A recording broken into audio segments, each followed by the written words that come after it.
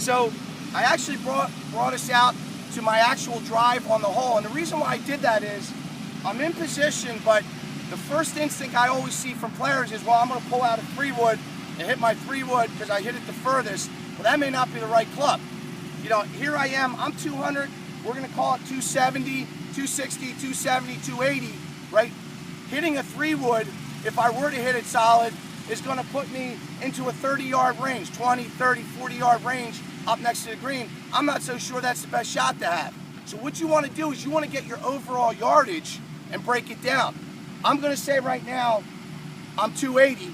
So for me, I'd rather have about a 100-yard shot and 90-yard shot. And if I can't get there, lay it up to a shot that you're comfortable with. So for me, I hit about a 5-iron 180 yards. So if I hit this out there, I'm going to be somewhere around 100 yards. And that allows me a full wedge. Now, one other thing, Reed, come behind me, is another thing I want to do is, if I'm really feeling good by the 7th hole and hitting it well, I want to position my layup shot, if I'm able to do that, to where I come in from a better angle where there's more room to afford for that. So this particular pin, I know from the caddy, is on the left-hand side of the green.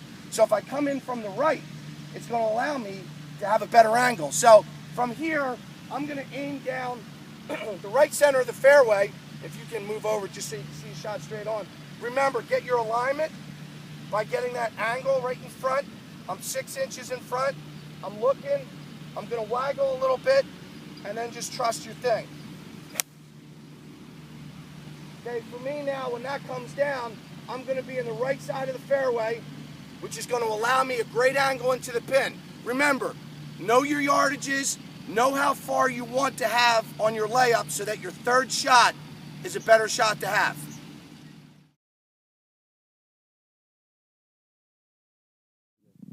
So we're on my third shot here. First thing I'm going to have to do, Reed, is point down. Here's the yardage I'm on. I'm right across from 80 front, 94 center, 109 back edge. They're important 3 yardages right now to remember, because you need to at least carry it 80 yards in the air to hit the front edge. All right? So I'm going to use a laser, which I already did. Right now to the pin right now, the pin is -6.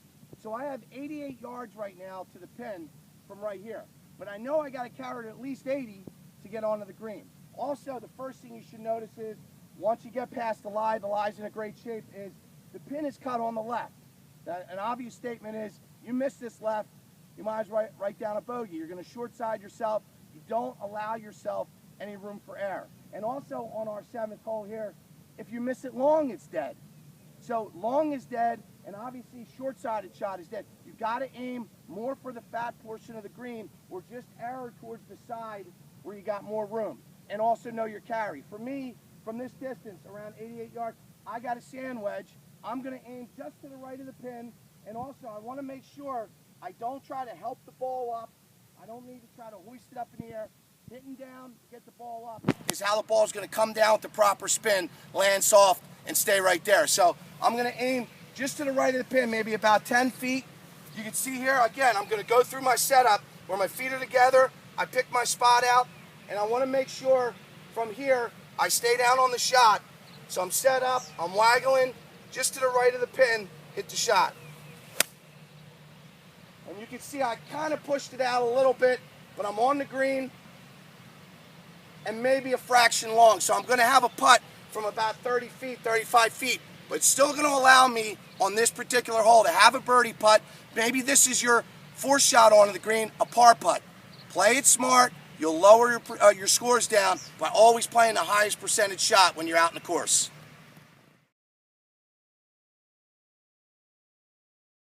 Ready to go? Here we are on the green for my 4th shot, or my birdie putt. Really, I had probably a little bit too much club. You can see here, I'm past the hole.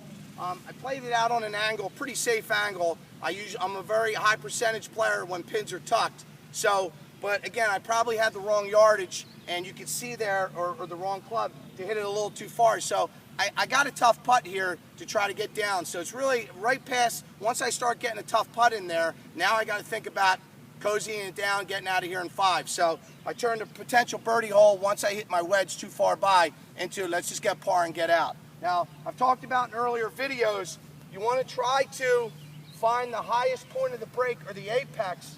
So the apex in this putt, somewhere around here where it's going to start to come in, the highest point of the break.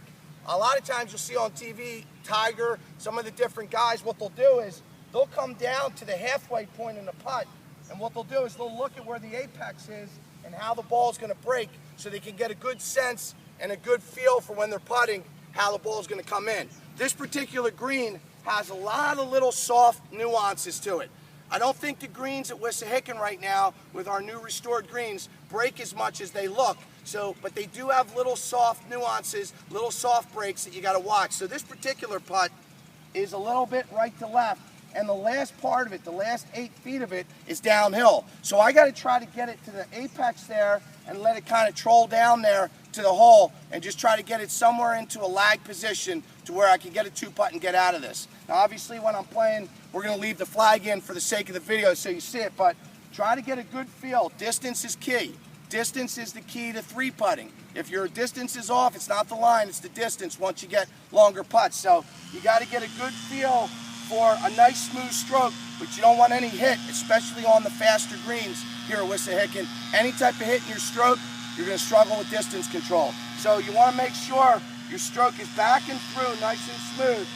All the while, this is another thing that I see is players on tour, they'll look at the hole while they're making their practice strokes to kind of get a visual image in their head of how much their body and their club has to be swung to hit at that distance. So take my practice strokes, I look at the hole, I get a feel for the distance, I get my eyes to zero to that apex, I look back at the ball, and then I let it stroke. So from here, I'm going to get it over that, it's going to troll down, and you can see I've left it a good distance there for a tap-in and a par.